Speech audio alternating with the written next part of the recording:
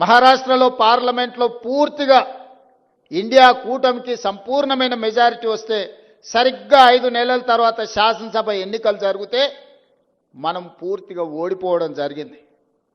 ఎందుకు ఓడిపోయినామని విశ్లేషిస్తే 1 కోటి ఓట్లు మహారాష్ట్రలో కొత్తగా చేరినాయి 4 నెలల్లో. నేను అడుగుతున్నా, 4 నెలల్లో ఏ రాష్ట్రంలోనే ఏ దేశంలో అయినా 1 కోటి మంది పుట్టగలరా? ఒకవేళ పుట్టిన వాళ్ళకు ఓటు హక్కు వస్తుందా?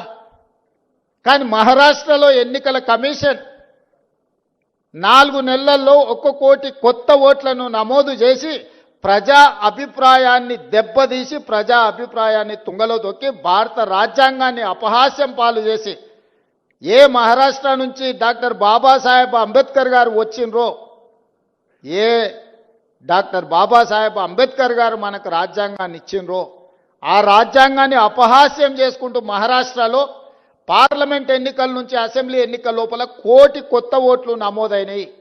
ఆ దొంగ ఓట్లే మహారాష్ట్రలో బీజేపీ ప్రభుత్వాన్ని అధికారంలోకి తీసుకొచ్చినాయి.